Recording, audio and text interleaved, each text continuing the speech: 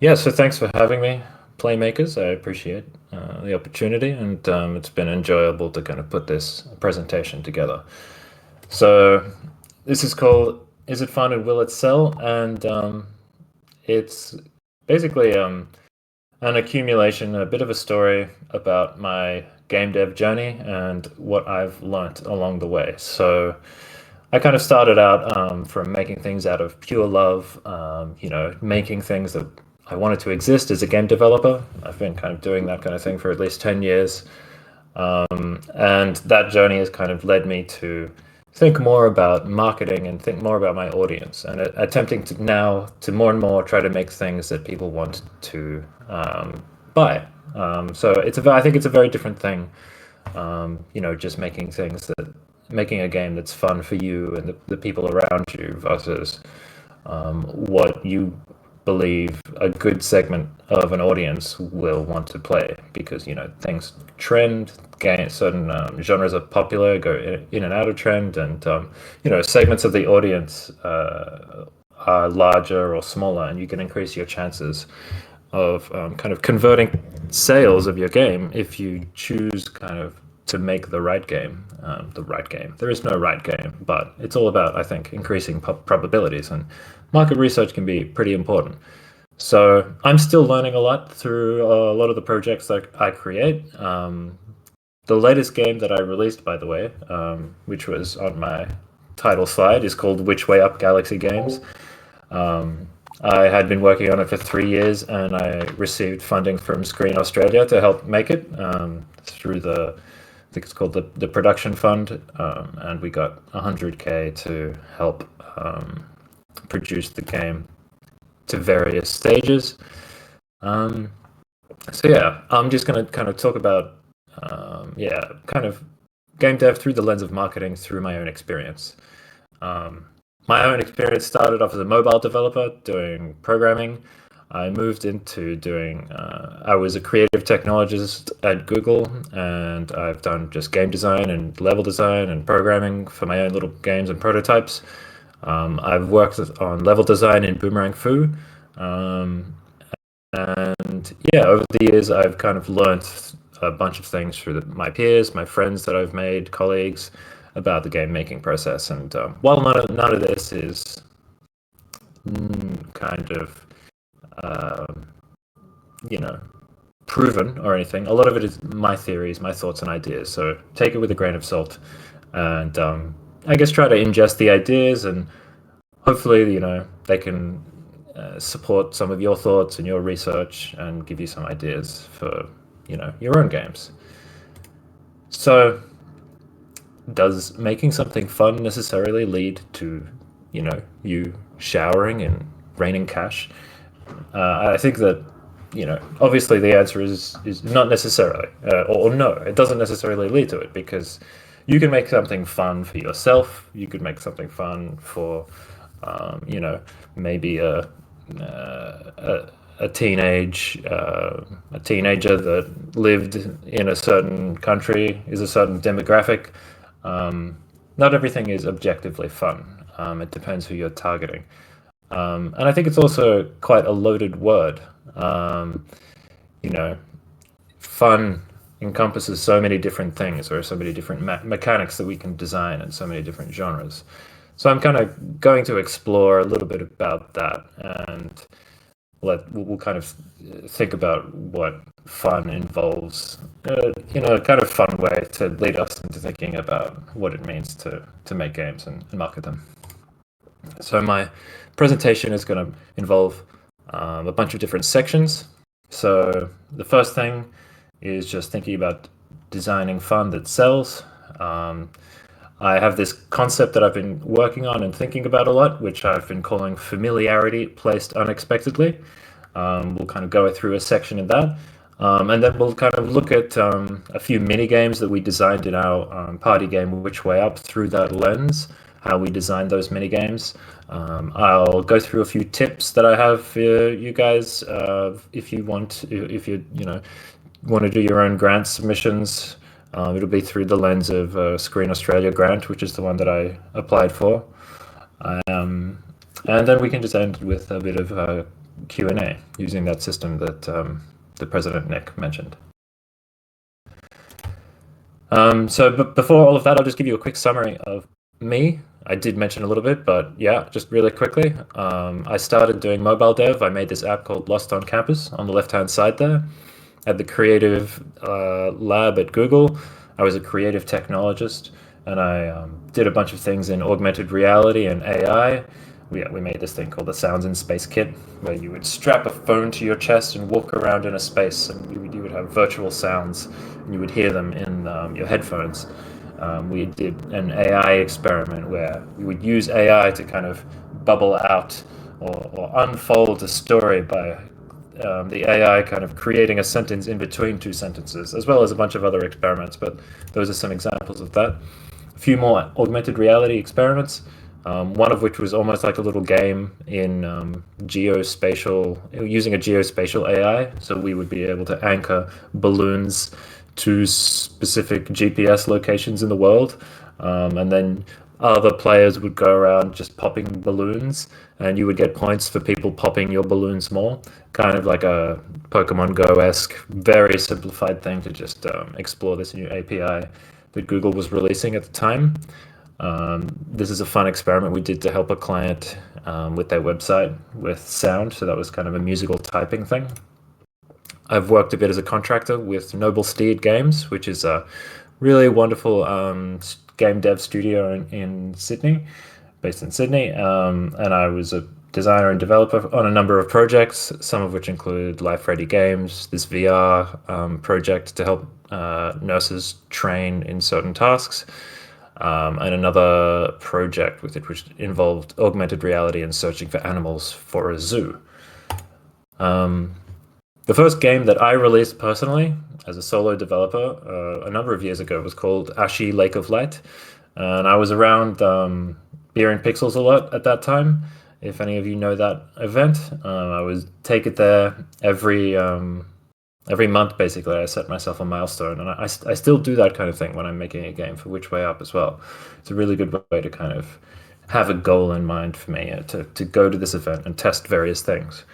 So yeah, I worked on that and took it there for a number of years. That was kind of one of the first games that I made, and I think I really focused on making a game for me that I would want to enjoy playing. And I think I learned some good marketing lessons through that experience. But that was a very fun experience to design a bunch of levels. I think I designed more than 90 different puzzles in the game, and it was just really a kind of exercise of this concept that I came across called Kisho Tengetsu, which is the idea of introducing a mechanic, developing it, and then twisting it, and then concluding it. And it's all about these stages you can see at the bottom of that graph, where you kind of do that with a mechanic, and then you introduce another mechanic, and you're kind of increasing difficulty, and then another new mechanic, and then increasing difficulty, and then they can overlap mechanics. And I think that's one of the coolest kind of game design principles that I've picked up in a long time that I always come back to.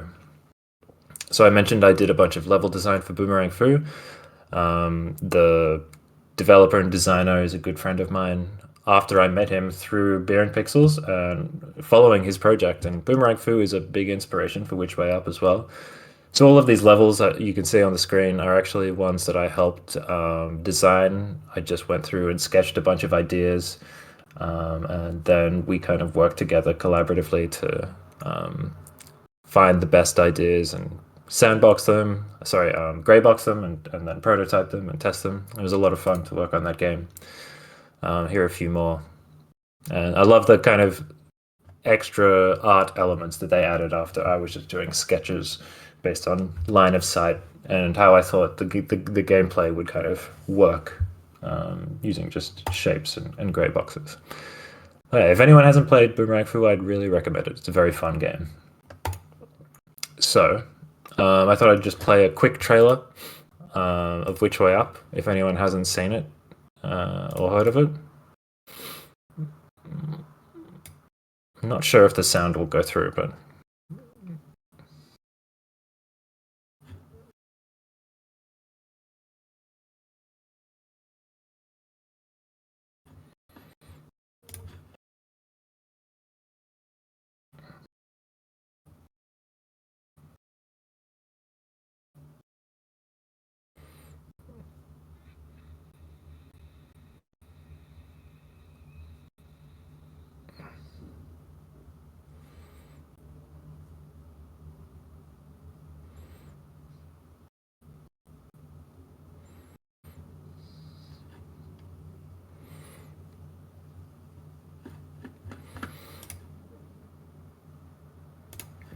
Cool. Sorry, I realized that the frame rate was probably quite low.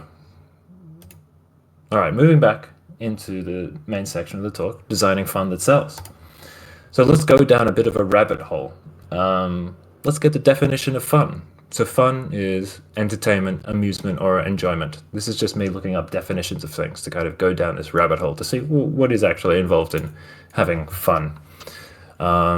What is entertainment? Something that is diverting or engaging. So that's quite interesting. Diversion is what I really like. So let's take note of that.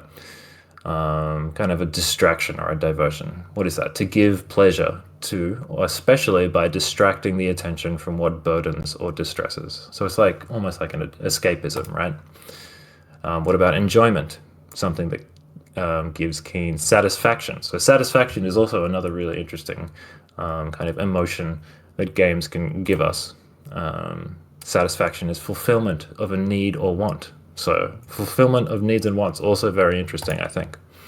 And what about engage? To hold the attention of or to induce to participate. Also, I think, very interesting. So this little rabbit hole, I think, gave me a very good set of different base ideas to think of what games should involve and how you can think about marketing them.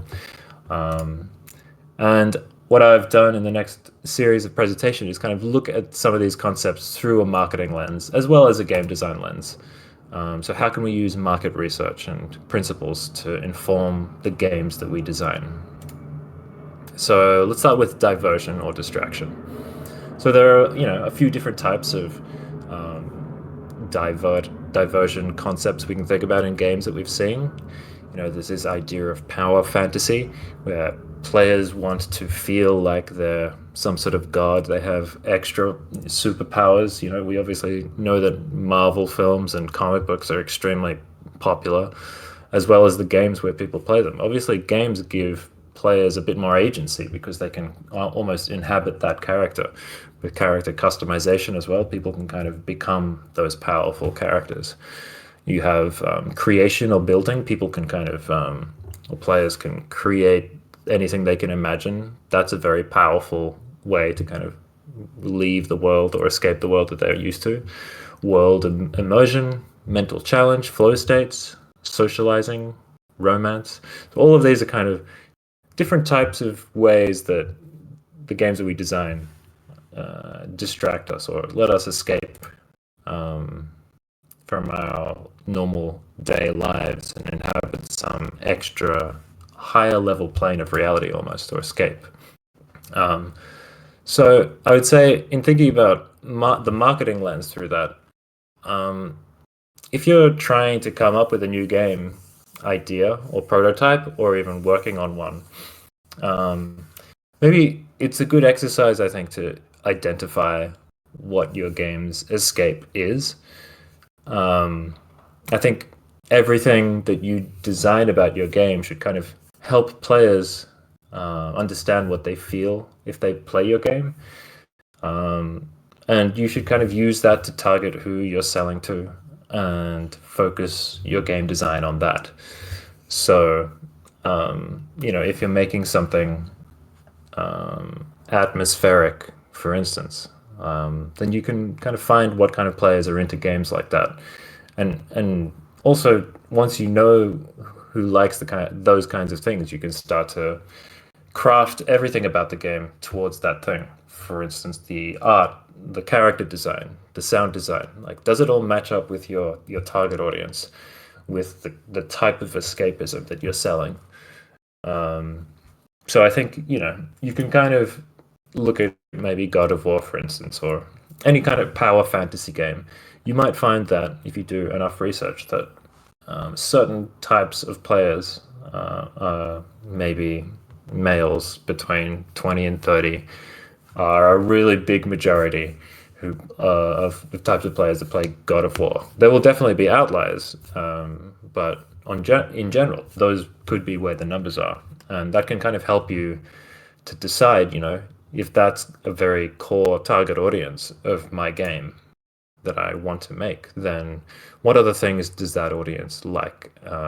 And you try to craft your game around that. So yeah, that's what I was saying. Think about your target audience first. Well, actually, what I was saying was, if you have a game that you're already working on and you know what you identify the escapism of that game, then that's kind of what you try to think about. But if you don't have a game yet, there's another direction you can go, which is where you would try to maybe do some market research, figure out where all the high numbers are, and maybe try to craft games where there are a lot of people. Now, there is some danger in doing that because, if you do focus on a trending theme, so say you do some research, you find that there are these trending genres or themes or tags on Steam, there is risk of choosing a very popular tag or genre because that's where a lot of games will be, and to stand out is going to be much harder to do. So there is definitely some difficulty in finding that balance between doing something that has never been done before, but also doing something that is popular and people know and are familiar with. So let's think about satisfaction in games. What are some types of kind of satisfying moments that people can feel in games and that kind have us coming back to games and feeling those emotional sensations? So I think some that I've identified are power growth. So when you start off in a game and I think it's a classic trope. You start off weak, or maybe you're even shown a preview in the game of where you're strong. You the first kind of cutscene and scenes where you play the game, you kind of have all your powers that you'll get back later in the game, and then you lose them in the story, and then you're just super weak, and you have to gradually build up and become stronger and stronger. That's immensely satisfying to be able to gain abilities, gain powers, and be able to traverse the level and dispatch enemies in a much more easier way. Solving puzzles is just, I think, inherently satisfying. Us being able to fix things as humans, I think, has its own inherent satisfactions, and I think that's why the puzzle game genre is very popular. Skill mastery is another one. I think it's not necessarily for everyone. I think some game players prefer to kind of be given easier rewards, easier satisfaction. They don't necessarily want to put the work in, but there are definitely, certain player types that will be like they'll get obsessed with being able to get past a certain level. You think about Celeste, for instance. I love that. I love Celeste, and I think I'm that kind of player where I really want to be able to clear something. I want to be able to get over a section. And yeah, I think that's a very satisfying kind of type of satisfaction in games that we see a lot. Other examples could be the accumulation of resources. I think that's just tied inherently. It's almost like a primal thing, us collecting resources. There's this kind of juiciness of gems and coins that is obviously incredibly present in games, and we see so much. Just juicy feedback, UI that bounces in, sound effects that like clang like coins, particle effects everywhere. That's just satisfying. There doesn't need to be a game design principle around that. That can just improve things so much. Unlocks and reveals in the game, impactful choices for the player actually feeling like they've made a difference. There have been a bunch of games that have come out, where there's controversy over players being able to make a choice, but then the end of the game is exactly the same cutscene, regardless of the choice they've made, maybe at the beginning. And so I think if you can really feel like a choice that you made in dialogue or a big moment of the game actually affects things, it's quite satisfying to know that you've actually affected the narrative. Social recognition, I think, kind of points to multiplayer, being able to brag to your friends or maybe even brag to yourself in a way that you've kind of, killed this many people or gone through a multiplayer deathmatch or, played an arena type match with hundreds of players and come out on top. That's, impressive. You feel satisfied that you've been able to do that. Humor, surprise, delight, that's kind of like a narrative thing. If things are funny. Discovery, being able to explore and then find things that are off the beaten path. That's why there are often like extra challenges for things. That's again not for every player. And perspective shift, I think, is kind of just about being able to come back to areas that you have done, for example, with more abilities and being able to do things that you weren't able to do before. That's another kind of very satisfying thing that we might see in Metroidvanias, for instance. So let's look at kind of satisfaction through a marketing lens.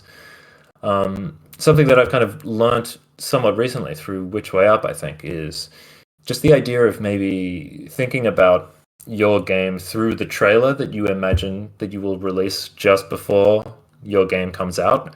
And thinking about the moments that will really work and be punchy, because it is hard to make a good trailer, and it's like a really big part of releasing or selling a game, I think.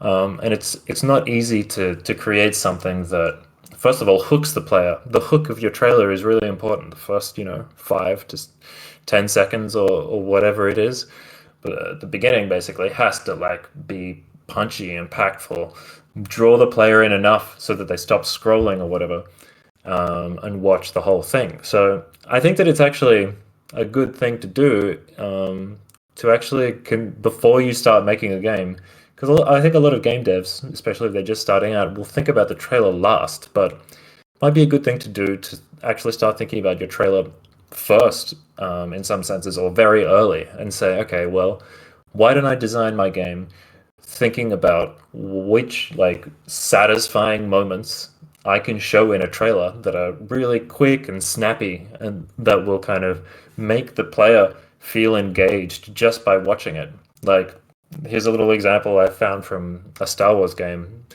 That, to me at least, just feels like a very satisfying thing to be able to pull off. Just be in the game and be able to like exert that much power. It's such a big, impactful moment with scale involved. And yeah, it just looks fun immediately. So you could consider, yeah, your trailer, moments of your trailer, map it out, and then you're like, okay, I'm going to design my game around these moments that I definitely want to have. And it can be an interesting thing to do and way to go about it. Um, and yeah, you don't only have to have one type of satisfaction in your games. Think about these key ideas that I brought up, but you probably want to add a bunch of them, but not too many. So, like maybe you'll say you want power growth to be a big thing, as well as skill mastery. I guess that's Hades as well in a way in roguelikes, where in roguelikes you do grow in power throughout your various runs through upgrades and rewards, but you can either just upgrade or you can just be good at the game immediately. A lot of roguelikes allow you to finish the run and complete the game, just on your base kind of skill level. So, like, yeah, consider a number of different satisfaction feelings and how those kind of react in the drama of your game. Yeah, some examples I included are Celeste, Outer Wilds, Into the Breach. I think those games I think combine some really unique and different types of satisfaction. And yeah, I think that combining satisfaction types that are unique to games. Maybe you haven't seen a game that involves impactful choices and skill mastery, for instance, or whatever. And that's just not. There aren't many games made like that, and that could be kind of like something to lead you down a road to think, oh, maybe there's something in that. Maybe there's a unique kind of gameplay experience there. And I think uniqueness is a big part of our current industry, because you want to stand out, so you get noticed, so you get discovered, so people will actually try the game. But there's just so much saturation as well that the experience of the game should be or needs to be unique. So let's think about needs and wants. So this is, if you haven't heard of it, Maslow's hierarchy of needs, and it kind of goes through. It has, in terms of like human experience, the different types of needs that we have to survive, as well as kind of improve our sense of self and our well-being, all that kind of stuff. So at the bottom, psychological, safety needs, love and belonging, esteem, and then like self-actualization. You can kind of go and look into this a little bit more, but I've been a little bit interested in this concept for in particular recently because I've been reading a little bit about the cozy video game kind of mood or aesthetic or genre. I'm not really convinced it's a genre. It's definitely a tag on Steam, but you can have, I think, cozy elements in any type of game or any genre of game that you have. Just being able to give the player an option to like stop their combat. Um, like Cult of the Lamb, for instance, you have like a hub world, a little base, so you can go out into combat, but you can always kind of come back, and then you're almost like in this campfire-like community, which feels quite protected. And I think that a lot of those elements speak to these kind of psychological needs. Sorry, the hierarchy of needs chart. You can kind of think about it that way. Like if a lot of our base level needs are satisfied, you kind of start to think about what a cozy game is. Cozy games focus, I think, more on the top end of this chart, or this pyramid rather, where the player is more so exploring things like their own creativity or personal growth or moral development. But at the same time, they're doing tasks which are also quite primal. You'll see that in a lot of cozy games. They're planting, they're organizing their farm. They're making sure that they have enough water, which I find quite interesting. I think there's something about this primal connection as well as this higher level of tasks that you're doing, which really give the player a sense of calmness. Like there's nothing dangerous happening. There's no time pressure. So yeah, I think considering needs and wants in games is an interesting one, and I think you can look at a few video game kind of types and genres and connect the audience, or the target audience, to the kind of needs or like yeah, hierarchy of needs that we're mentioning. So, some players might really love, games that involve survival or warfare, things that are a bit more maybe violent. I don't know if violent is necessarily what it's all about. It might be about, yeah, survival more than anything, but that a lot of that will kind of involve more primal elements, like trying to find shelter, trying to find food, stocking up on food. Maybe there are waves of enemies, things like that. There are a lot of games that like that, and I think people are drawn to them potentially, for a reason that it's connected to our psychological primal brain.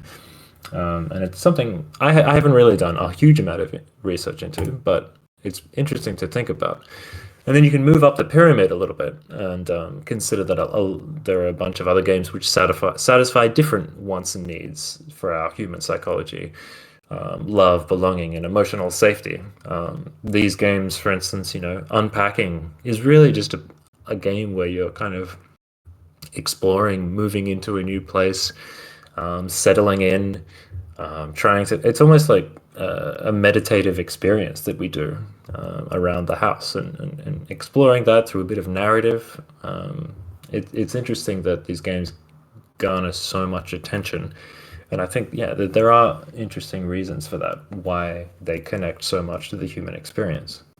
And then we go right up to the top. Spiritfarer, I think, does an interesting job at exploring more kind of esteem issues and self-actualization issues, like getting the player, or really the character, the main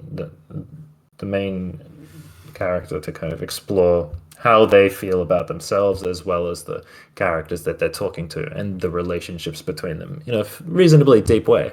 And I think Celeste is also a great example of the main character exploring their inner self, and the dialogue is amazing. I think there's another character which is almost like an alter ego of themselves, and they're able to explore those kinds of issues through those cinematics. It's such a nice combination, I think, as well, to have this kind of skill mastery plus exploring kind of self exploration. It's crazy. It's wonderful. So something I wanted to bring up that's, I think, relevant to this is this idea of user stories. And I don't know if any of you have kind of explored this through the courses that you've done. at uni or any of the teachings that you've had, but if you haven't heard about user stories, they can be a very useful way to imagine a specific type of person that you can think you want to play your game. For instance, and you can kind of phrase it like this. It's almost from the perspective of the person, and I think this is a useful exercise because it kind of really helps you imagine the customers that you're actually selling to and what they might want out of an experience that you want to create for them. So, as a junior graduate, I want to escape the difficulties of my new job by using magic to save the day in a different world. It's a very generic concept, but you can kind of think, like, does that make sense? Would a junior graduate do that? It kind of involves a little bit of empathy. Maybe we'll have you doing some market research as well, thinking about like looking up on these sites that kind of give you this data. Like, are these people actually playing those types of games? Another example, as a parent, I want a fun and easy to learn game that I can play with my kids. I think that's a really good example. That's probably pretty easy to know that there will be a lot of instances of that, of just adults that are used to be heavy game players and they just want to play something with their kids that's appropriate for their age that they can enjoy and their kids can enjoy. So that's a really easy one. And then, another example, as a retiree, I want a game I can play to keep my mind sharp that isn't too complicated. So these are all some examples. I found this going, kind of scouring the web through websites that give you different data, some more kind of archetypes of users and their user stories. So you can kind of put them into buckets, like a world designer. It's like a type of player.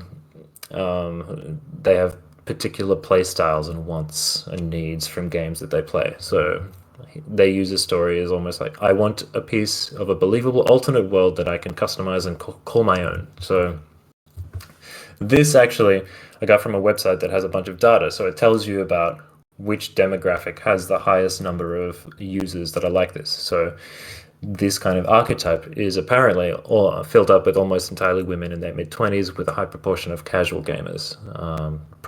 Their primary motivations is fantasy and design. So looking up this kind of information would kind of give you a good sense of, for instance, what your kind of target audience, your base audience, your core audience is, which will tell you, all the other parts of your game, give you hints about all the other parts of your game that you want or should want to design. Like, is the art style going to appeal to your core audience, which is a high percentile of the players that you probably should be designing for if that's the type of game that you're making, like a world design related game. And yeah, I won't read through the other examples, but hopefully you kind of get the idea. Excuse me. So this last concept that I kind of introduced when I was defining fun is about inducing participation, which I thought it was just a good kind of segue to talk a little bit more heavily about marketing.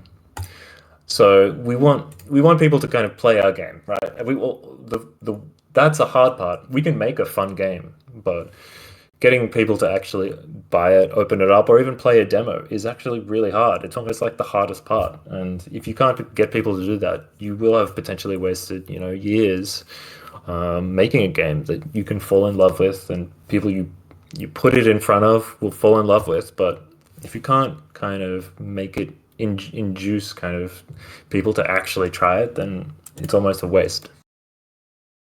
So this is kind of a little dive into a bit of market research and looking up some trends and looking up tags and genres and things like that. So this is me kind of exploring SteamDB. If you haven't heard of SteamDB, it's a website that collates data about the games, tags, and other information on Steam. And it's really cool to go into all the different views they have on the data that they've collected. Excuse me. So this, for instance, is just an example of when tags just appeared on Steam. So 2025, box pushing came along. AI content disclosed came along. 2024, dice, dwarf, boomer shooter, demo available, elf. So it's kind of interesting to click through to some of these. Boomer shooter, for instance, was quite an interesting one, and we'll go into that. But just looking at this list and the years that they've kind of appeared is interesting because, it's almost like these, obviously it's not obviously, but probably it's a reaction to a trend happening. More games were made that I guess focused on birds, or more snooker games appeared, or maybe just people decided to tag these games more. But it's still interesting, and you can kind of use this view to kind of click on these tags and explore more about that data. So this is a bit of a disclaimer. These numbers behind the tags are only, so you see like one of these little tags, indie, for instance, it's about example. Story Rich, for example, has 28,000 games in it. So these numbers are just numbers of games in that tag. So it's not a direct correlation with how many people are playing that game or how much revenue the developers are making who make games that have these tags necessarily. It's just the games that are being made. So it's like a rough translation to how popular these tags might be and how many game developers are making games in those tags. So what did I write here? So yeah, if you have a lot of games in there, one thing that it tells you is that it can be a more competitive genre or tag, and it's going to be hard potentially for your game to stand out. So if you do want to make a game in that tag, you probably are going to need a strong hook or polish or unique factor to stand out. Otherwise, you're pushing your game through into a genre or tag that has so many other games in there. How are you going to stand out? That's one methodology you can use is like look at the trending things and make a game like that. But on the other hand, maybe you should try to make something a little bit more niche. Look at the tags that don't have that many games in them, and then make something there. But at the same time, maybe they're just not popular tags. Maybe there aren't that many games there because they're not popular, or maybe they've recently started trending and they're about to get really high. Maybe a lot of games are about to look there. So we can kind of look at these numbers, and I'll show you a little bit about that soon. Yeah, so you're kind of looking for an underserved niche, in my opinion, I think. And I'll go into what I kind of have been formulating a theory on about how you can kind of think about this, which is very much not proven, but it's something interesting that I've been thinking about. So yeah, there are different types of views. Like I said, I just wanted to paste a few in. You can look at genres. So yeah, at the top here, we've got puzzle games, action adventure, arcade, shooter, platformer, visual novel, roguelike. All of these seem to have lots of games in them. These kind of, these all make a lot of sense, I guess. Then at the bottom, it's trivia, photo editing, MOBA, which kind of surprised me that was pretty low, I guess. So yeah, that's one view. Genres. Features is a different thing. Story-rich combat controller. Controller is obviously not very useful to us, I think. Female protagonist is a pretty cool one, that there are so many games there. And that's an interesting one to look into. Choices matter, obviously. So yeah, there's a bunch of things there. But yeah, I would just encourage you guys to kind of go to steamdb.info and check some of these out yourself. So if we clicked on one of these tags, for instance, sorry, before we do that, I wanted to kind of just show an interesting stat. This is just a graph of how many games were released on Steam by year, just the total games. So you can see like from 2023 to 2024, it was actually a pretty decent jump compared to a lot of the rest of the years. If we look at on the right here, the jump from 2022 to 2021, that was a 16% increase. 21 to 22, 10% increase, but 2022 to 23, 15%, but then 23 to 24, there was a 32% increase. So I'm not entirely sure why that is. I think there's just been a really big oversaturation of Steam games. Maybe it's that Steam has been increasing the ease of their tools, allowing indie developers to make more games and submit them and make that whole process a lot easier and less headachy and painful. Could also be that the game dev tools that are coming up these days are just becoming easier and easier to use. Unity, Unreal, and they're becoming more accessible to people, more enjoyable to use. And also AI, I think, is just making programming and making creation of games much easier. More and more people are getting into it and putting games on Steam. So this is kind of like a baseline that we need to remember when we're looking at the next few things, is that from 23 to 24, the baseline of all the games has been a 32% increase. So let's start by looking at horror as a tag. So you can kind of see this trend. It seems to have had a really big increase from 23 to 24. Excuse me. And yeah, we can look at the percentage from 23 to 24, and that is a 61% increase, which it's important to remember that that's higher than 32. So if it was lower than 32, which is like the baseline, like I said, then I am kind of saying that that is like a decrease. Okay, so we're kind of looking at if tags and kind of increased by larger than 32% in 23 to 24. This is my little theory, that maybe there's something happening and that's kind of taking off that trend. And I'm sure there are various reasons for that. There's all sorts of different complicated reasons. Let's look at a few more. Roguelike had a 50% increase from 23 to 24. It's also interesting to see when it started to take off. 2019, there was only like 144 games, and then it like some close nearly doubled, and then it kind of really started going up. Roguelike is going crazy. Card game, also a 50% increase from 23 to 24. And it started getting more and more popular around 2014, so that was a little bit longer ago. Metroidvania is an interesting one. Another stat that I haven't pointed out to look at actually is just how many games are being made. So look at this number: 2,600 games were released in 2024, horror games in 2024. And then roguelike, 1,600 games. Card game, 700 in 2024. But Metroidvania, I thought this was interesting. Only 270, and that kind of surprised me. I don't really know why that is.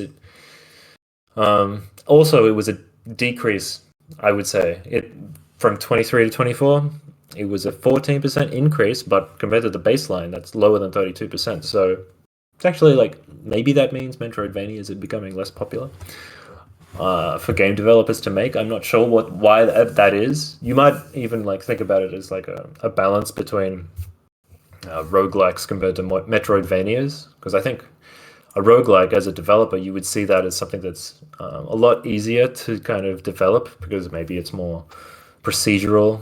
You're kind of using RNG to create more uniqueness, but a Metroidvania would take so long to develop. You have to create so much content and then do so much testing to make sure that going back on previous levels with new abilities doesn't break anything. I think making a Metroidvania as a developer is a very long process, I would imagine.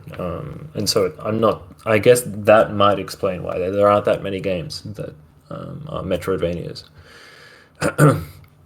I came across inventory management, which has had a 70% increase from 23 to 24. Still not very high though, 450 though. The jump from 260 to 450 is pretty big. But this might be like an interesting tag to look at as something that's starting to trend more. Compared to horror games, 450 isn't necessarily that much compared to 1600. So like maybe this is an opportunity. Inventory management in general. Cozy, not surprising. It's been trending. There's been a 157% increase from 23 to 24. But yeah, still not that many games, which is interesting. I would have thought there was a much higher number of cozy games for some reason. But yeah, it could still be an opportunity to be making games that you could be tagging as cozy.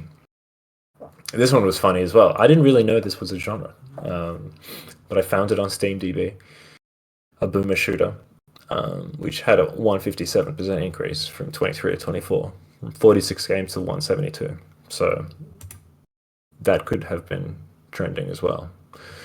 I threw this in here as well to kind of see a very different graph. I forgot to replace Boomer Shooter on the right, but you can see this is Steam VR game releases by year. And it seems to have peaked in 2017, but it's just going down nice and slowly. So it'd be interesting to kind of keep checking back on this and kind of see how it changes, maybe depending on when various pieces of hardware are released.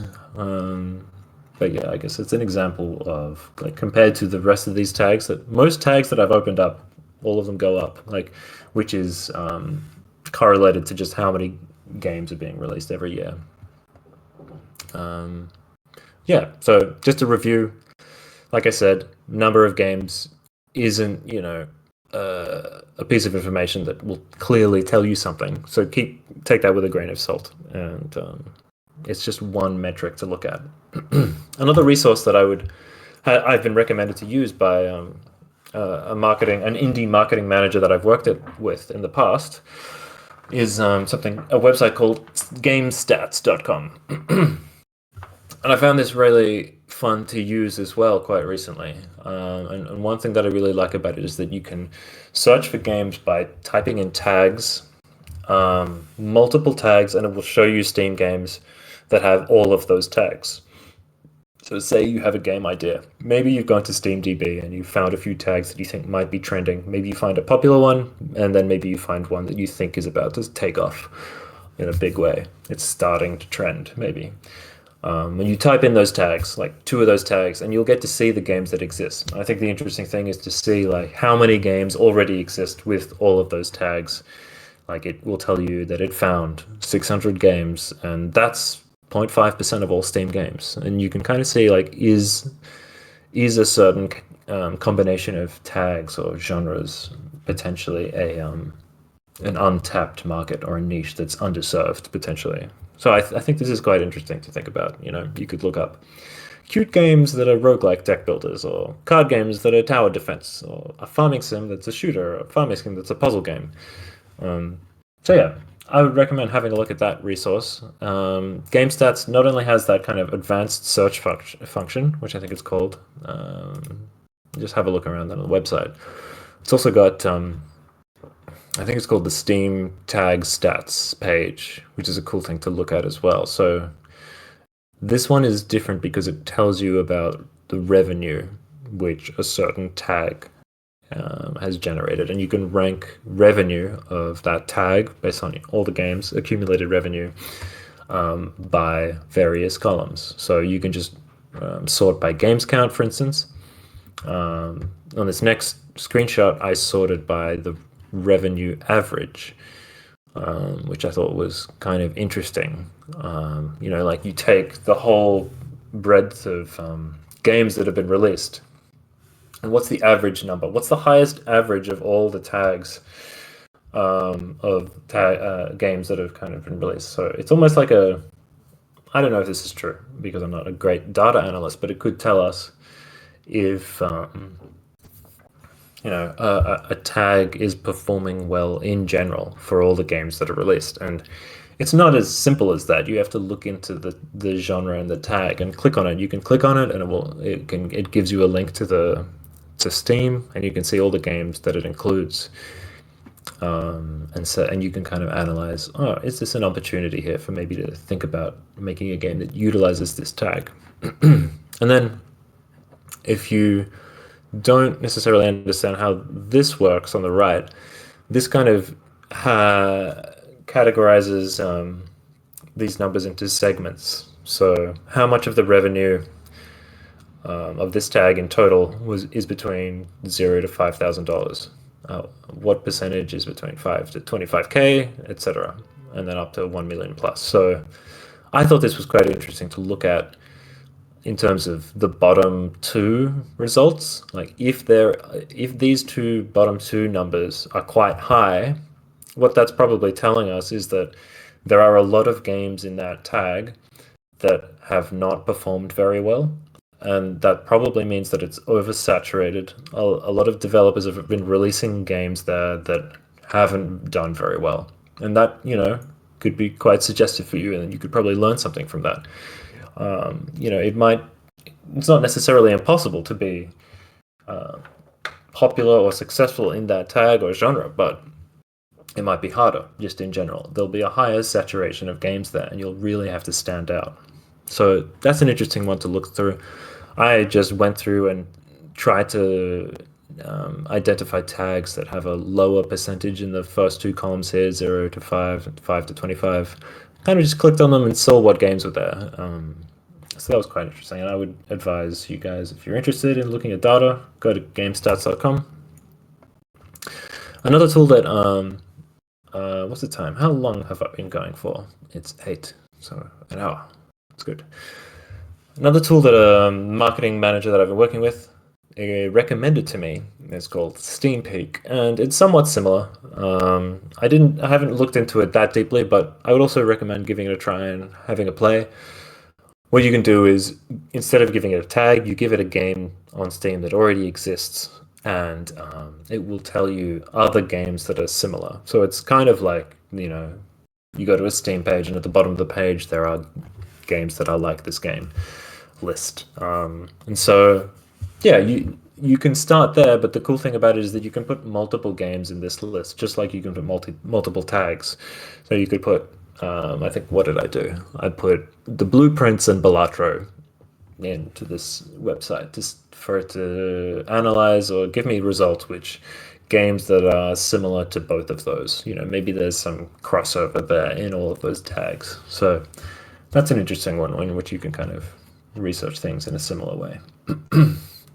So I'm kind of going to go on a little bit more, just drop a few random ideas that I've had about marketing in inducing participation in the games that you make.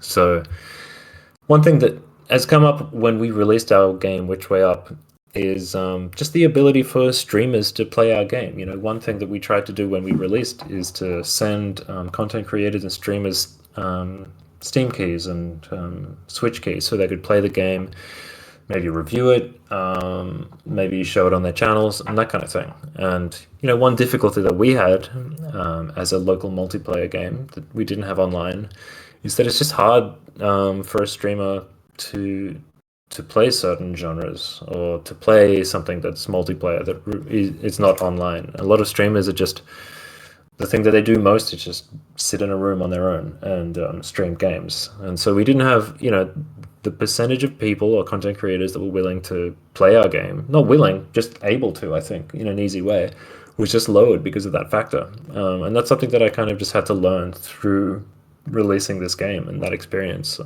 Marketing has never been a big thing that I've thought about through my journey. So it's been a thing that I've kind of had to learn. I've been forced to learn, and like through the mistakes that I think we've made, or not necessarily mistakes, but we could have kind of optimized things along the way.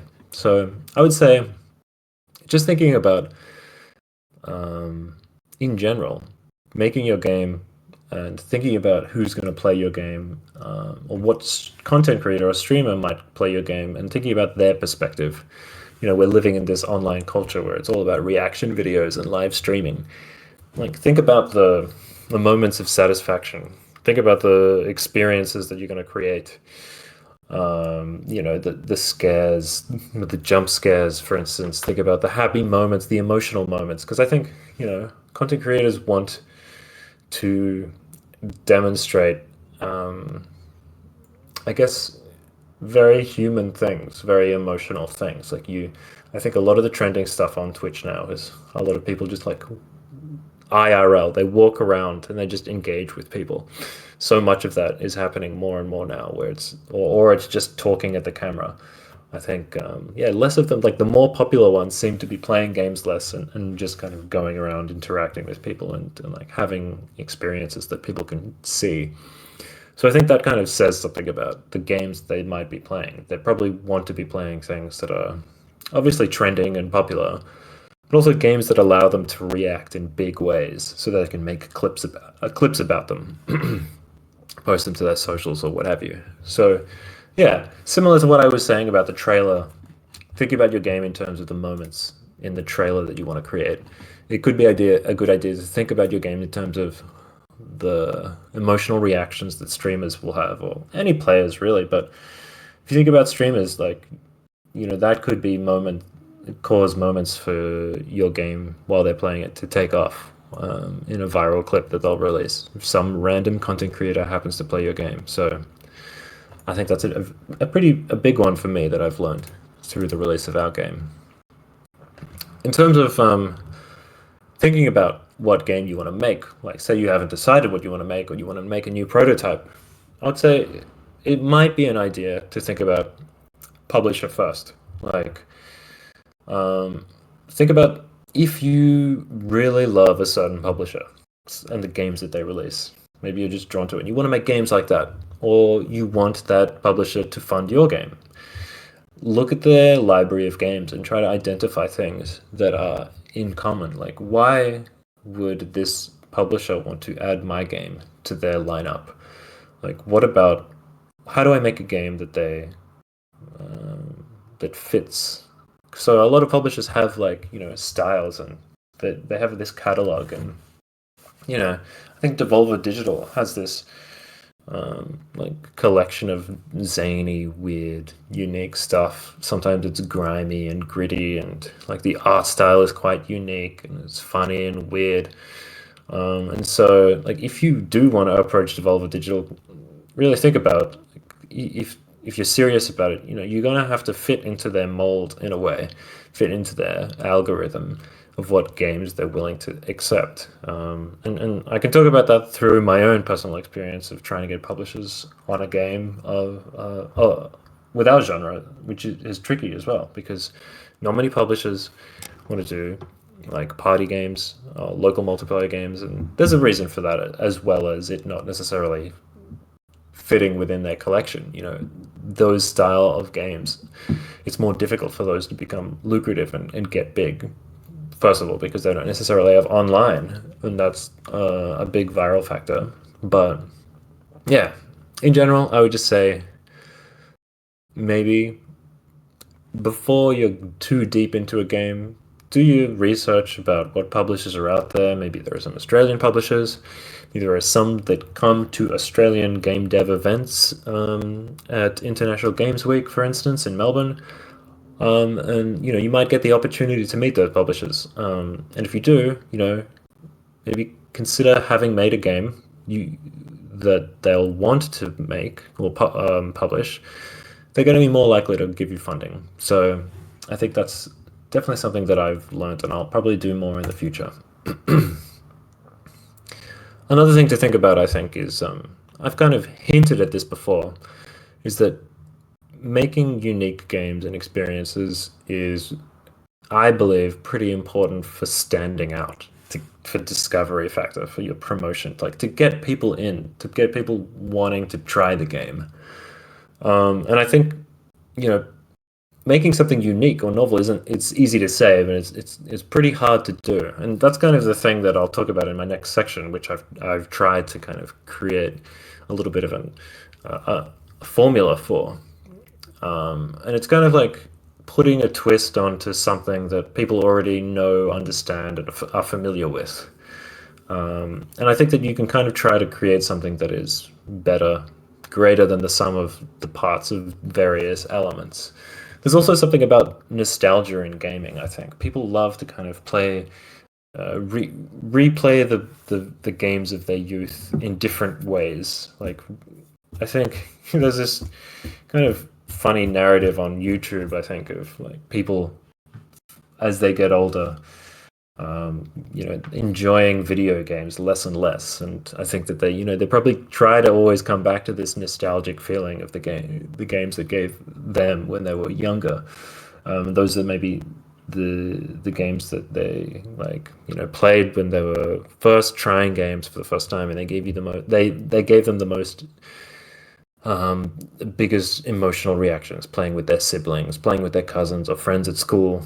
And those like initial moments that people have, I think, are really powerful and create these really interesting kind of moments in our memories that are quite they influence what other games we look for when we get older and become adults and all that kind of stuff. So yeah, I would say think about nostalgia, think about trending games, and try to kind of join things together and combine stuff. And yeah, further to that, I would say that I'm kind of extending what I just said, people like familiarity and nostalgia. Actually, I should have gone to this slide earlier, but yeah, I'll skip this and keep going. We'll go directly into this section called Familiarity Placed Unexpectedly. If anyone can guess, this is a sponge at the bottom of a seabed. So the familiarity principle. which is also known as the mere exposure effect. The mere exposure effect describes our tendency to develop preferences for things simply because we are familiar with them. For this reason, it is also known as the familiarity principle. So this is like a psychological principle that I looked up. I kind of have thinking about this for a while, and then I did some research and find out that this is like something that people have researched in terms of like user experience, kind of psychology, and I think you can see it a lot in entertainment and creativity. That look at this graph, Venn diagram. You've got familiar things over here, unfamiliar things, and the things that I like are this tiny little sliver here. And I think that's true for a lot of people. You want something. You don't want to try something completely new because there's always this factor of having to learn it and get used to it, understand it. So let's look at some examples of what I mean. So what's an example of familiarity? Well-known genres, like things that are already in the zeitgeist, types of games that I've already played and I've had good experiences with: puzzle games, roguelikes, shooters, for instance, just genres. Learned mechanics through games that we've played. So what's an example of that? We learned from platformers early on that you just have to travel to the right. Hearts are your health. The blue bar is mana. Like, these are learned things. They're very familiar to us. Interface design, if you've ever used a skill tree, a lot of skill trees are designed in the same way. They don't necessarily need to be unique because it's kind of like this core game design principle that works. You see a lot of the same UI, maybe tweaked slightly in a lot of games, and a lot of game designers, I think, won't try to reinvent the wheel too much because you don't want players to be constantly learning too many things. You want to kind of have them feel like this is familiar, that they understand it, because there's a lot to learn in playing a game for the first time. They want to understand it, but they want to get excited about some unique factor of it. And tropes is another one. Things that we know, we can kind of, if you're watching a show, you can like guess what's about to happen because you understand that that's a trope that always happens in like TV series or movies. The chosen one, Neo or something like that, or you lost your powers and then someone has to kind of gain them back, or just rescue missions. Go, I lost my friend. Please help me find them. So those are a few examples here. What about the idea of place unexpectedly? So we can take some of these ideas and like subvert them in the things that we create. We can kind of flip or contradict or reverse a system to draw attention to established conventions or expectations. One example, I think that's kind of started to trend maybe in the last decade, is kind of players controlling characters that aren't the good guy, controlling the boss character. Have been a few games that I've seen which have done that effectively, and it's quite a cool thing to see. I think we even saw a tag maybe earlier, which was like, "You are the villain" character, which is like such a unique thing to do from a perspective thing, and I think it does subvert your expectations a lot. Combining familiar concepts. So I think these kind of crossovers are really good because they take the familiar, they put it with something that hasn't been joined together before. I like the idea of Cult of the Lamb, for instance, because I think it kind of took something that was trending. Maybe you could call it horror. It's not really horror, but it's kind of like this satanic, ritualistic feel, and making it cute. Not only that, and I think that hadn't necessarily been seen much, but the just cuteness is obviously a big draw card. And also the other thing that I just described, the other feeling, the vibe that I described, but it's nice because it would like increase the Venn diagram of what audience would be interested in that game. You get people that like just really cute games, and you get people that like satanic and weird and gory stuff. Maybe not really gory, but you kind of get the idea that this joining of ideas, the joining of concepts, can kind of be have a few knock-on effects which are very positive. And I think that helps you stand out from the crowd. Like you could release a game that is on trend, like a horror game. It's not a horror game, like I said, but as an example, you release a horror game and you make that horror game unique in some way, like make it cute, for instance. So I think that's a really interesting way to make things unique and stand out and kind of refer back to people's nostalgia. I popped a few examples in here, for instance. If anyone's heard of Winnie's Hole, maybe not that. I think it hasn't been released yet, but it's an Australian-based developer. Or Cuphead or Mouse, PI for Hire. These are all games that kind of utilize this nostalgic feeling, I think, and even they use characters from like well-known franchises or reference them very heavily, at least. And I think that factor is like a big draw card where people might, there's this instant recognition of a thing that's so iconic, but then you see it in a different light, and I think it does something.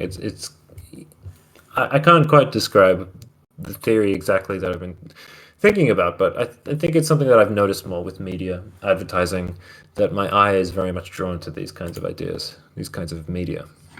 Some more examples. Tunic. If you haven't played Tunic, I would say that it's a bit of a Metroidvania with this kind of nostalgic Zelda vibe, which really isn't shy about referencing Zelda and it being kind of an homage, but it's kind of a reinvention as well. It's a very difficult game. It's filled with difficult puzzles and lots of nooks and crannies. So it's very much not a Zelda game, but it takes a lot of the kind of vibes and design elements from it. Combat mechanics. Pal World is a funny example, I guess, which I think was kind of this reinvention on Pokemon, and it became really popular for some reason, even though it, you know, I guess broke all sorts of IP laws, but it still kind of blew up because there was this recognizability factor, obviously, and everyone has so much, well, game players have so much nostalgia for Pokemon, and seeing a reinvention like that, it reminds me of like a lot of YouTube creators or people that talk about game dev will talk about the idea of like fixing a game. Like this game is nearly perfect, and what I would do to make it great is change this and that and that. And Pokemon games have they've been remaking Pokemon game again and again and again, and so many of the design elements stay pretty similar. Like the games, they innovate a little bit here and there, but they add more Pokemon, but it's essentially a very similar game.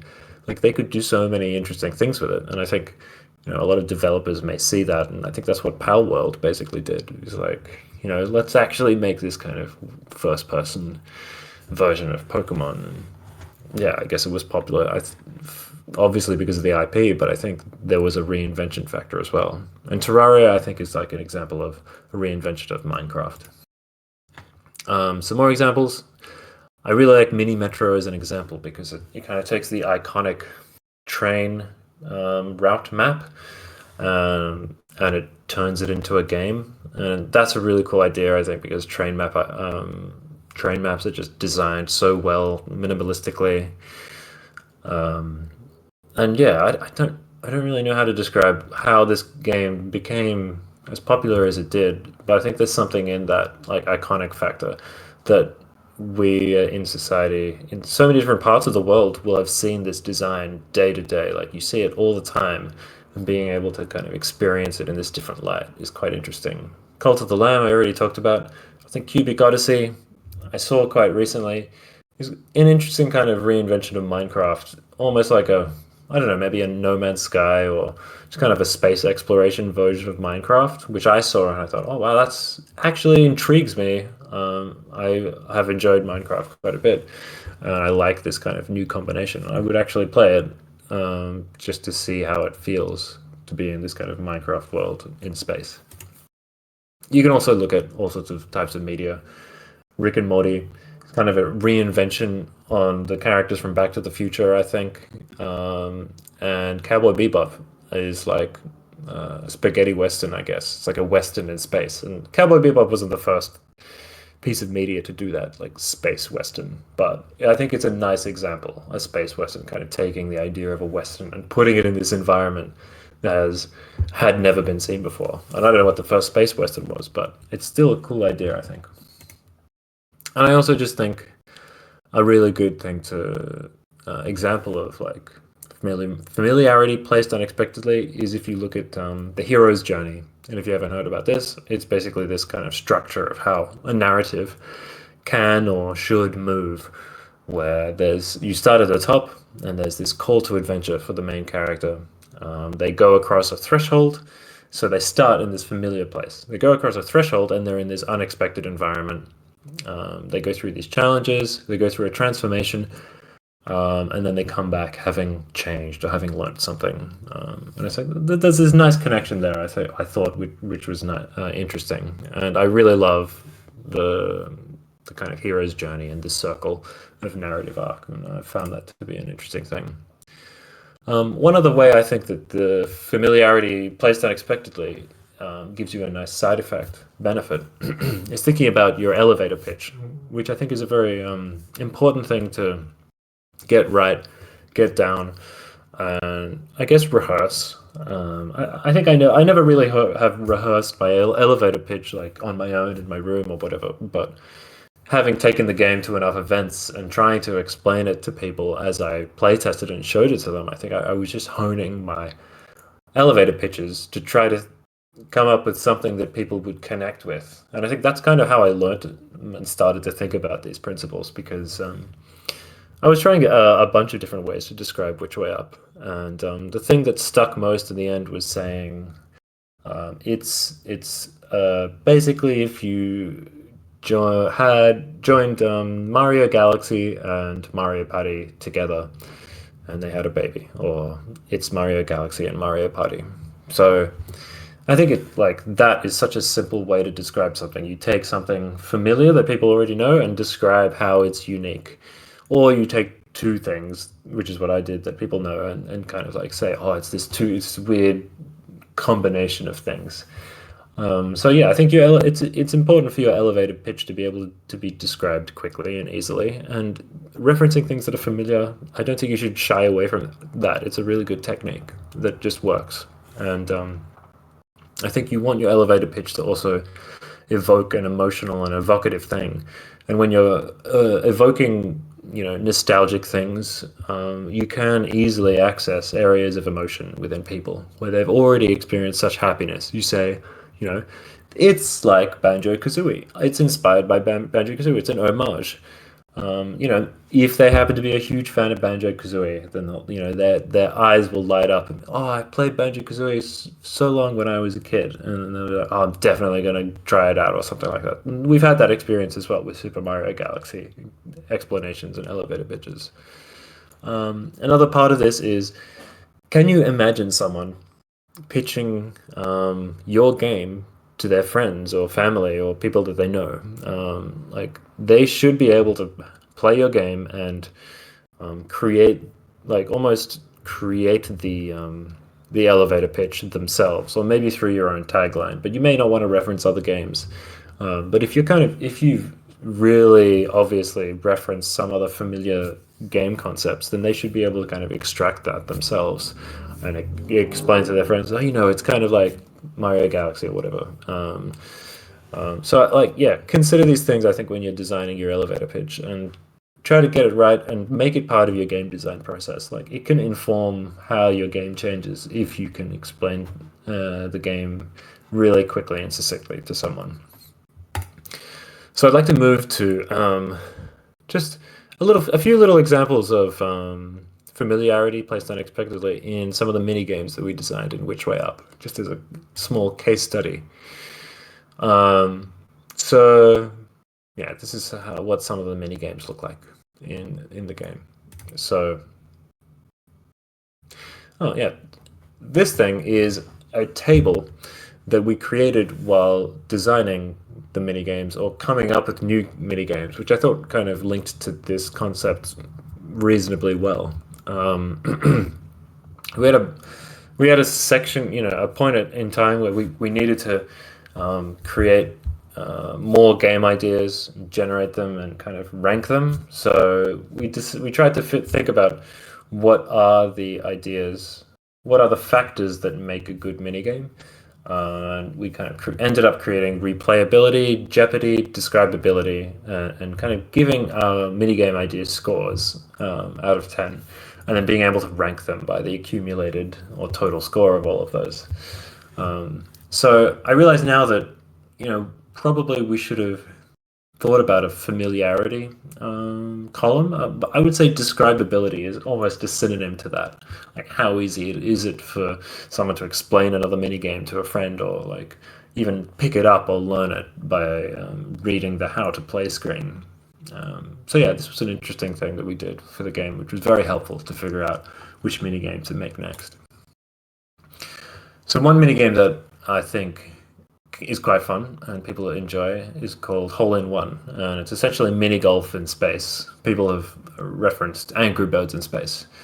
So the familiarity factor, I think, is obviously golf or minigame games, and it's something that a lot of people have played. Another familiarity to think about factor is like this UX factor, user experience, like in terms of like what visual elements or motifs are you using to kind of convey this feeling of golf, which kind of tells players what it is without them having to learn the game. So obvious things like grass or a flag on a pole or small balls with trails. They just obviously tell you, or if you've played games like this before, what this type of game is. And I think a lot of these mini games, the plays unexpectedly section will involve, first of all, gravity. So a lot of Which Way Up is about putting mini games or games that already exist, people are used to, in the context of gravity, and that I think adds to the uniqueness factor. The fact that it's real time, not turn based, and the fact that hole in one is required is also another kind of unique factor to this mini game genre, if you like. Bumper stars is the familiarity is, I think, bumper cars or any kind of knockout mini game. There's also this kind of familiarity of racing around a track. And I think many other games feature similar mini games, like Mario Party has something similar, and we were inspired by that, in fact. So yeah, some of the games that we were kind of brainstorming, we were almost trying to come up with things that were very unique. But in the end, like I think the games that ended up performing better were the ones that weren't that new or innovative, because we just said, oh, let's just make tag in space, or let's just make sumo wrestling, or like bumper cars in space, because they're easy to describe and they're games that are kind of proven, and they're simple. But I think the familiarity idea is really cool, and it kind of reminds people of other games, and the whole recontextualization is interesting as well. I mentioned tag. We have another game called Overload, which is basically bomb tag or tag, where players are just jumping around and trying to touch each other and pass a bomb backwards and forwards. And it's just a recontextualization of playing this game that you may have played in Move or Die, but you're in a gravity environment. So it kind of turns the gravity, makes it feel a bit different, where you're kind of chasing people. And we have added a few more kind of juggernaut-like mechanics to this game. And the last one I'll mention is a game called Event Horizon, which is basically, I would say it's an endless runner. And well, that's one familiarity factor, is it feels very much like an endless runner. Also, just traveling to the right of the screen. When you play this game, when we've watched people play Event Horizon, like it's, I think, one of the easiest mini games to pick up for people. They just know what to do without us explaining too much. You just start on the left, screen kind of starts moving to the right, or objects move to the left, and then they just run to the right, and it's just like natural. And I think a big reason for that is that people have learnt this thing. Like they're familiar with the mechanics of platformers, of many other single player games that use this concept, multiplayer as well, but I think it's more so single player. I think we didn't really modify this that much. I think it was very fun on its own. I think the only modification is really just gravity. The fact that it's multiplayer, it's like an endless runner that's a multiplayer game as well, and just the fact that you can have the bit of light combat. You know, you can like hit people out in space with the comet push ability. So those are a few examples of our mini games and how I kind of see that we used familiarity in them, or how familiarity ended up working through that lens. Yeah, so like I said, Which Way Up got some funding from Screen Australia, and I'm just going to run through a few tips for your own grant submissions if you're interested in that kind of thing. Our team for Which Way Up consisted of a bunch of people, anywhere between 5 and 10, depending on where we were in the dev schedule. But the core team was me, Sydney, Liao, who's an amazing artist, Adam, who's a 3D artist, animator, Alex, who was kind of like the head of marketing, who came on a bit later. John and Bailey also came on much later to help out with programming when we got the funding. So that was actually, they were after the funding. And Memo Demo is our composer and audio designer. One thing that I would say with grant submissions is that a lot of people, more and more, people are submitting grants, submitting applications to grants. So it's competitive. That being the case, I would say that maybe you need to consider how you spend your time. If you really think you're going to be competitive, spend some time doing research into what they're looking for, into their criteria, and really think meaningfully if you consider yourself that you'll be competitive against other people, because things that they write on the website about what they're looking for, their criteria, are really literally them telling you what they want. It's not kind of like hints or like maybe you should try to do this. They really are telling you like this is the Bible. This is what you need to show us, kind of thing. So that's the first thing I would say is like don't ignore that stuff. Pay very close attention to it, and anything that's being repeated multiple times in those applications they're probably repeating it multiple times for a reason.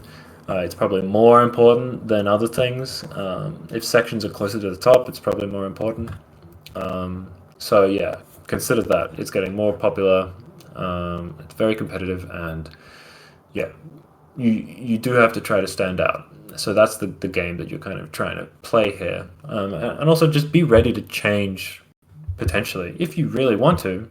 You don't have to do this, but be ready to change things. Be ready to do things that you're not comfortable with, and try to kind of access skills that you haven't learned before. So these assessors and grant submission, I guess, team, what they're really trying to do is make a long-term investment in your studio. They want to find people that they think, I guess, first of all, deserve this grant, but also that will flourish, I suppose, into a team that will kind of build into a business in the future. They want to foster the local community, in New South Wales or Australia, and they want that industry to grow, and that's essentially what their overarching goals are. So one thing that I would say that you need to try to do in general is not only sell the game that you're presenting to them, but you need to be selling yourself and your team as well as your game. So you want to be, talking about long-term goals, your aspirations. Try to be honest and humble. Long-term goals might be about where you see your studio in the next 5 years, what your goals are about, like, sure, you're making this game now, but what do you want to do after that?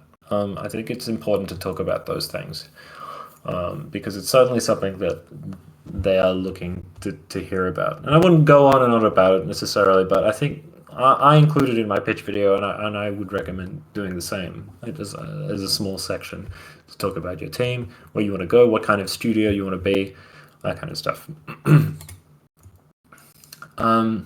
Look at this as a learning opportunity. So, like I said before, it's competitive. So I would say manage your expectations about if you're going to get the grant or not. It's hard, and I actually submitted twice. Was Our application was rejected twice, and we got it on the third application. So unless you're lucky or you've done a great job the first time, don't expect necessarily to be approved the first time or at all, because it's competitive. So manage those expectations. But of it, I think you should definitely try, and the reason I say that is because I think it's a really great exercise to go through. You may get it because maybe you're making a great game, and maybe you're ticking all those boxes.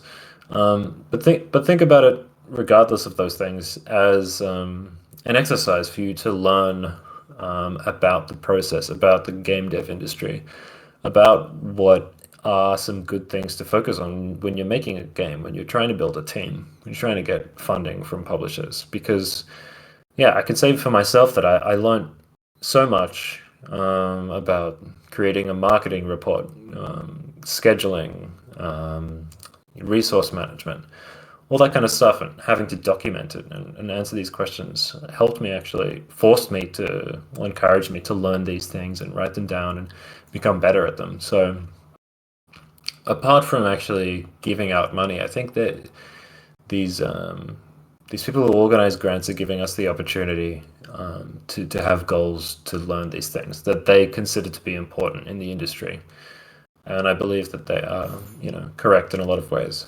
So yeah. Um, yeah, before we go on, I just wanted to look at the assessment criteria, which I kind of pasted in from the, what's it called? The Games Production Fund website, which is the fund that I got, so I'll be looking at it through this lens. If you're going to be, submitting applications for another fund, obviously this wouldn't apply to you as much, but I'm just saying you need to look at the assessment criteria and really pay close attention and remember, yeah, it's important. So you've got the creative merit, the viability, impact, and equity, diversity, inclusion, and accessibility. And I would say if you're submitting an application that doesn't address one of these in a strong way, then you shouldn't have high expectations about being approved. They've got all of these in here for a reason, like I said, so really pay close attention to them, and I'd say, yeah, don't ignore them.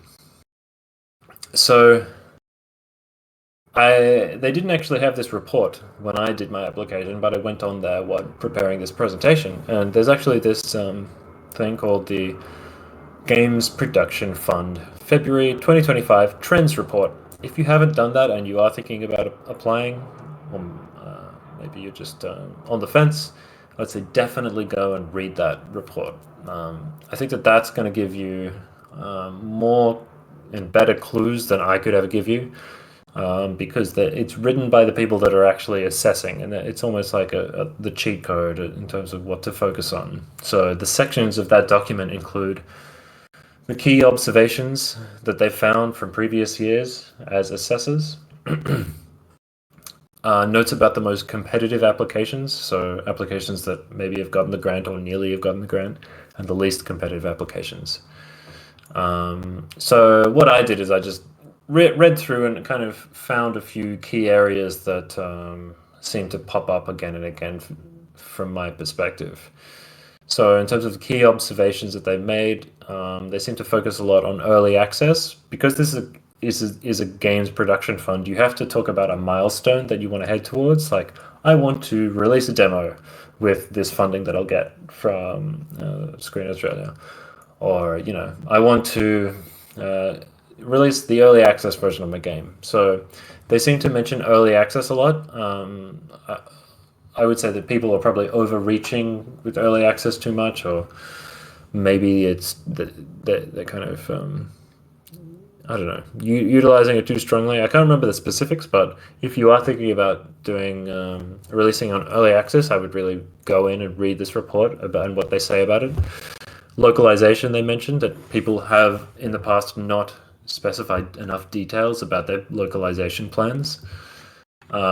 They focus a lot about authentic Australian storytelling, which could be just based on experience or setting, like your game is set in Australia. And that's not a hard and fast rule, but I think that really ticks their boxes, and they would give kind of bonus points to doing that kind of thing. I say that because our game didn't have, I guess, utilize authentic storytelling, but I've seen a lot of games that have been funded that do that. So um, yeah, it's something to think about. It's hard to say if you should adjust the game that you're making based on these constraints, because making an indie game is very much a passionate thing, and it can be hard to do and release something. So you don't want to change your values too much, and if you weren't necessarily going to make a game you know that involves Australian storytelling, that don't necessarily consider doing it, but it's something to keep in mind that these are the boxes that the assessors are going to be ticking. Equity, diversity, inclusion, and accessibility are all big ones as well. So you have to think about who's on your team, what kind of principles your game is, or ethical views your game is expressing in the narrative, or just through the themes that it's expressing through the gameplay, or what have you. And also accessibility is a big one that they really like to see, like an accessibility plan. So not that you have necessarily done accessibility features in your prototype already, but that you've got a document that says, it talks about how you're going to implement various accessibility features in the future. And there are various resources that you can look at that tell you about the different levels of accessibility that you can put into any piece of media. And feedback after failed submissions. This is a big one. So I mentioned we were rejected twice before we successfully got our approved application. And when we were rejected, they gave us feedback about our application. You didn't necessarily have. I think they talked about how our funding and our plans in our marketing report lined up, or maybe it was funding and the schedule lined up. So you kind of have to get things right, and they'll kind of find little places. Like we thought that your marketing and discoverability plan wasn't practical, or it didn't make enough sense to us, and maybe the value proposition of your game in general wasn't that high. And it's important to them that if you are submitting for a second or third time or whatever, that you've gone away with their feedback and actually made changes, and that they can see that you've made the changes that they've requested. Because I think you should view them as here to help you, help improve your game, and I hope you kind of try to view it as a learning experience, like I said. So I think that's a big one, and it really helped us, I think, to be able to get funded after actually making changes to the feedback that we received. So the next section of this trends report talks about the most competitive applications. Things that stood out to me are uniqueness, and this is very much in theme with what we've been talking about, I think, today. Familiarity placed unexpectedly. It's not obviously that specifically, it's just uniqueness as a big bubble, but it could be a way for you to kind of think about how you would achieve that uniqueness. So you can think about having a unique visual style, your game design, the gameplay, game feel, all of those things. What they like to see in the competitive applications are applications that in their financial report, they have other streams of income to fund their game, as well as the grant money that will come in. I remember hearing that it's a really big factor if you've already got a publisher on board, say, that are going to help you out, or some other investor, and it gives them so much more confidence as a grant body that your game is going to be finished and released if other people believe in you. The pitch video seems to be very important to them, and I know that to be true as well, based on other information that I've got and advice I've got. So I would say really really focus on the production quality of your pitch video, the structure, what it says, make it interesting. And I think these videos They talk about your team, what they're working on, their experience, and it's the first thing probably. You can imagine that you're giving so much information, a packet of information to these assessors, and I think the first thing they're probably going to watch is your pitch video. So you kind of want to get them excited and evoke some curiosity, so that they're going to read the rest of your material. So if there's something that you're probably going to like spend a lot of or most of your time on, I would recommend it being your pitch video and making that really punchy and fun and visually appealing. And rehearse, like practice you talking to the camera because they really want to see that. I think a personal touch and someone who's able to speak to camera. And if you feel like you don't come off as, I don't want to say charming or gregarious, but like I don't know, you have some sort of passion for the game that you're making. If you feel like that you're watching yourself back with your team, you're watching yourself back, and you don't get a sense of excitement, maybe consider reshooting. Shoot it again. Try some techniques to appear on camera because hopefully you are excited about the game that you're making. Appear more motivated, more excited. And there are tricks you can do, like, have your friends stand around the camera and kind of like smile at you. You can like look at them, make jokes and stuff. Just like lighten the mood because talking into a camera, it's hard. Especially if you're an introverted person. I found it very hard. But yeah, I got my girlfriend to kind of help me out, and she was just kind of there to help me feel at ease, less nervous about talking, and kind of just joking around and how silly this is and whatever. So yeah, I would say pitch video very important.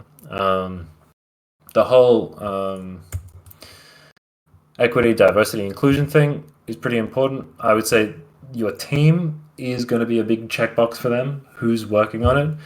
Are the people that are on your team, do they represent like a diverse? Do they have diverse attributes in terms of their perspective on design, on video game, on the industry? Are they, because what they're looking for is you to be creating a game that has designers who don't necessarily all like the same type of game or the same type of music, that they have different empathies and perspectives on life and that kind of thing. So it's a big checkbox. And again, like I was saying with the Australian story thing, I wouldn't necessarily, force yourself to modify your team so you can tick these boxes, but something to be aware of. The marketing plan is a big thing. Gaining an understanding about your target audience, who you're marketing to, your marketing plan. I think that was probably one of the first things we got feedback on ourselves. That's something to also, as well as the pitch video, it's something to really put a lot of time into, in my opinion. They really want to see a really deeply researched marketing plan. And yeah, within that, they want to see people that have I strongly identified their target audience, who they actually want to play this game. And least competitive.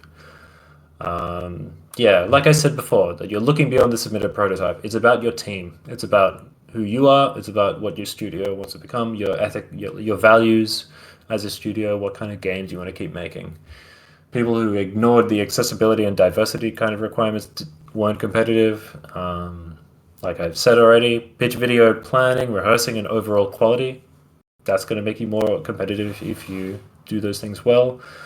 If your game is just too ambitious, if you are trying to make something too big, and a lot of the people that are submitting submitting applications to these grants are people making their first or second game. So don't try to make the next huge open world MMORPG. Make something that you think you can achieve. Like I said, weak marketing plan. Another thing that's come up that I've heard about is just if your team doesn't have the experience to pull off the game that you say you want to make. If you don't have a programmer in there that has a good amount of experience, or if you say that you want to port to Xbox or PlayStation, but your team has never done that before, or whatever, that's going to kind of subtract some points. So, like I said, the things that I would focus on, or advise or give you feedback to focus on, are the pitch video, your marketing promotion, discoverability plan, documentation, You thinking about accessibility and diversity, your budget and schedule, and yes, that's about it. Those are my big points of feedback. I would say focus on those things most, but everything obviously. So I realized that we're probably 12 minutes away from the end of this talk, I guess. So I have a section about my experiences developing Gravity. It's a bit of fun, but maybe we can jump to Q&A if anyone has any questions, and I can come back to this if we still have time. But it was kind of I put it on at the end as an optional thing. So yeah, what do you think, Nick? Or-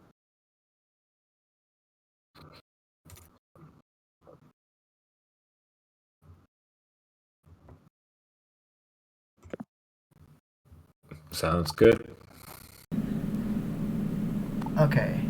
Question one is, if you go back to the start of Which Way Up's development, what would you change differently to achieve better commercial success?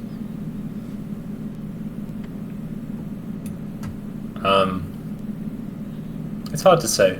I guess I made Which Way Up with a certain set of resources and time, and it's what it ended up being. I guess was a product of what I had available and what I was interested in at the time. So it was a bit of a passion project.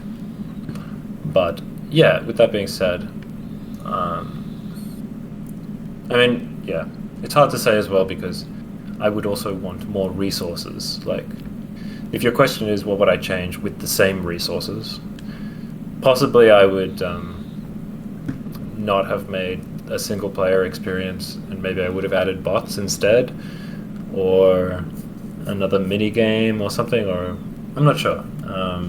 The single player experience is tricky, like attached to a party game. I think I realized in the end, and I think people have talked about bots instead. So they like I think the best core experience of the game is the multiplayer factor, and people do want to play kind of on their own with bots or with multiple players and bots. So I think like I'm still kind of open to adding bots as an update at some stage if I could justify it. But yeah, with the same resources, probably something to do with removing single player and adding something else. If I had more resources, probably online multiplayer. That would have also extended the lifetime of the project. So that's another tricky thing. But yeah, I mean, it's a good question, but it probably involves a much longer answer. There's so many things I could have changed, especially in retrospect. But it's been a great learning experience. Okay, next question is, what are your opinions about the ever-growing market of mobile games?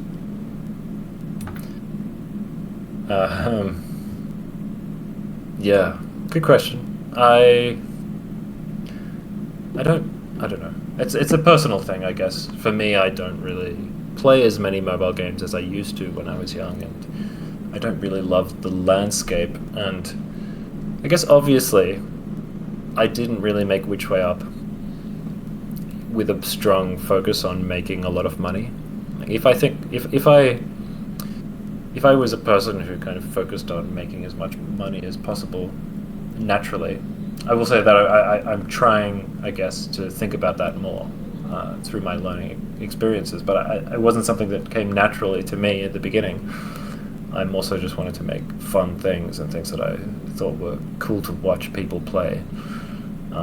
So I guess the mobile game landscape doesn't inspire me much. You know, there are obviously exceptions, like wonderful pieces of art, like lots of really cool puzzle games, the runners and things like that come out. But yeah, I don't know. I think a lot of it is to do with the platforms and the stores and how they push apps to the forefront and which ones they choose. But yeah, I'm sad about a lot of the game design being based on in-app purchases and the freemium model, which I don't love, and I don't love designing things with that context. It makes me a bit sad. So yeah, that's my personal opinion, I guess.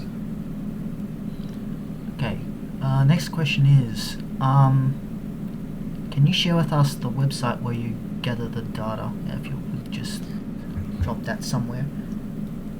Yeah, I can do that. Maybe I'll do that afterwards, if that's okay. Yeah, that's And I'll fine. drop it in some thread. Okay, question 4. I understand you released Which Way Up for Switch recently. For much as you are able to share, what was that process like, and how do you increase visibility for your game on the eShop? Yeah, I mentioned to, I think maybe Sam asked this question. I forgot to kind of talk about this because I mentioned that, yeah, working with the dev kit with Nintendo, if there even is a dev kit, is like you have to sign an NDA. So I don't want to talk about it too extensively, but yeah, it involves a learning curve, and I guess if I was to give any advice, which was generic enough and didn't have too much information in it, I would say allow enough time to port your game to the system and maybe do it earlier than you think you need to, because yeah, there are certain processes that might keep coming back to you, and you have to fix things and change stuff. And I think this is the case for any console, probably, that you try to release on. That there'll be this system of, what do they call it? QA, I guess, or I can't remember the term, but they're basically checking your game to make sure that it doesn't have, it doesn't break certain guidelines that they have.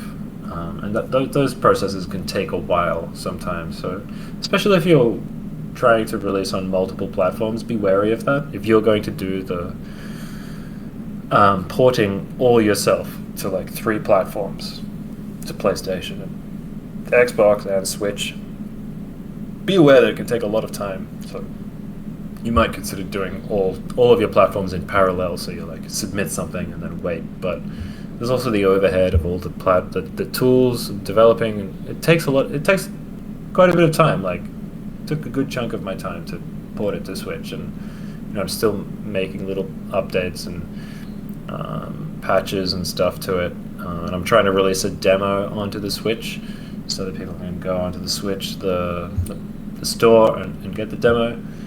So, which kind of is a segue to the next part of your question. How do you increase visibility on the store? One thing that you really want to target is trying to get, and this is an answer in general for consoles, is trying to send your trailer before you release, or trailers, to whatever marketing teams you can.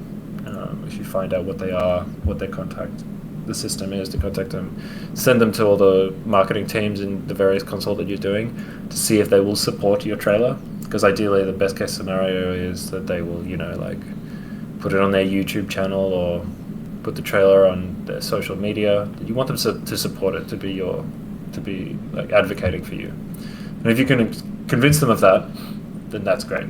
That's what you want. That's the big goal, in my opinion. We didn't achieve that, and that was something we tried a lot with Nintendo, where we didn't get there. So that's a good goal.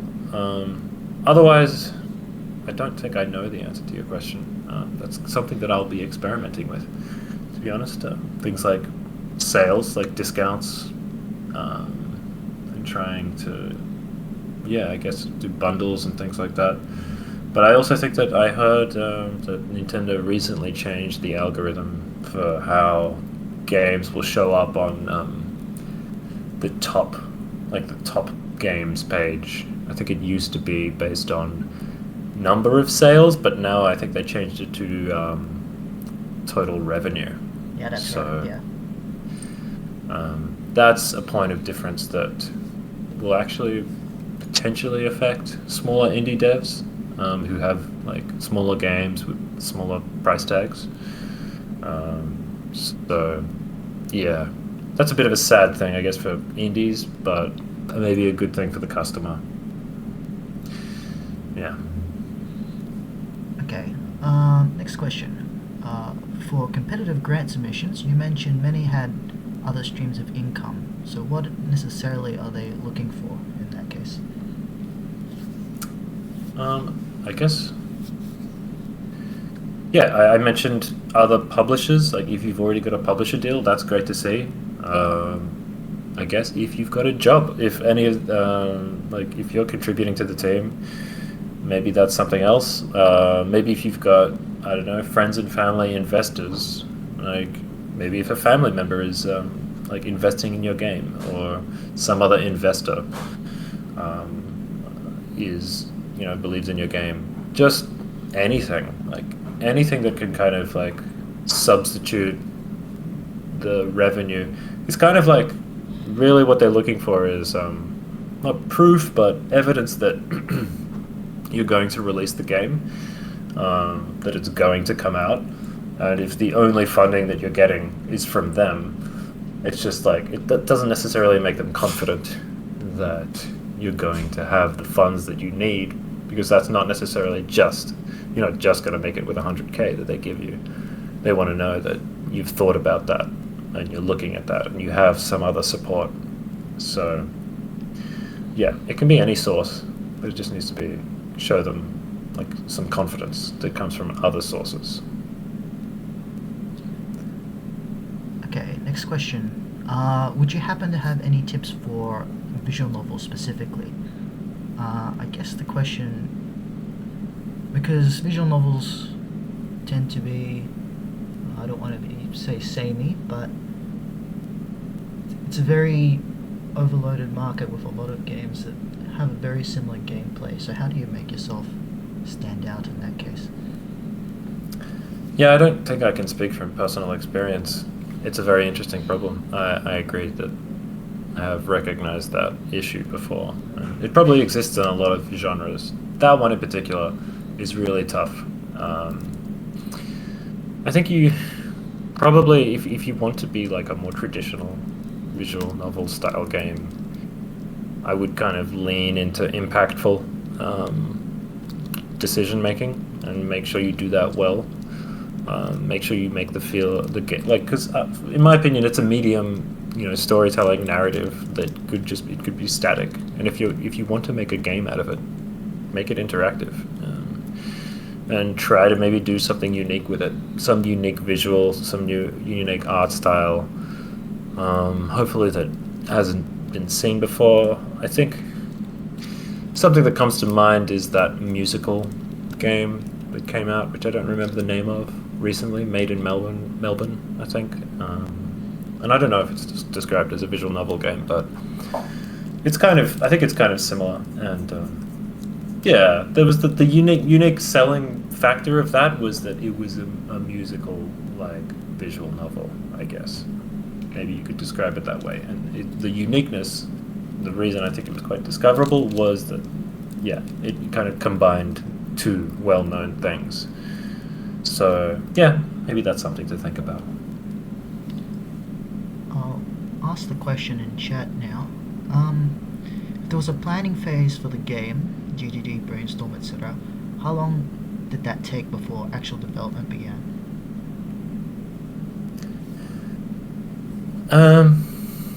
If there was a planning phase for the game, how long did that take? I guess there wasn't a planning phase. Well, I guess you're saying, yeah, no. The way that Which Way Up happened and the way that the previous game that I made has happened, and I think a lot of the game devs that I know have made games, is that generally starts from a prototype, and I think you can kind of view your prototype as a proof of concept. I don't know, my opinion about game dev documents is that they're great, but like you can make a game dev document, but that won't necessarily give you the game feel, and inform like if your idea, no matter how much you type out about it, if your idea is actually gonna like work and feel fun and be something that might attract some attention. So I always kind of look at the prototype to be the thing that comes first, and maybe the game design document would come later. But I guess it depends who you are and what your skill set is. Like if you are not necessarily a programmer, then yeah, it's definitely great, I think. I don't want to be someone, I don't want you to think I'm hating on game dev documents or something like that. But yeah, I'm someone who really loves to prototype things first, however you can, because it's about quickly making stuff and iterating and testing things and being able to put something down if you don't think it necessarily works. That's a big part of my kind of I don't know what you call it, workflow that I want to incorporate more. Being able to kind of try more little ideas and projects and test them out, and being able to put them down if I don't think they're incredible. So yeah, I wouldn't get too attached to like, writing a 50-page game dev document, like, without having made a prototype first, personally. But it's so circumstantial, I think. Yeah. No problem. Bruhonian. Okay, I think that's all of our Q&A done now. It's 9 o'clock now. Yeah, I'm happy to wrap it up. I think that was... completely up to you if you want to do your last bit. I think it's all good. It's the same presentation that I gave one time at a Noble Steed event years ago.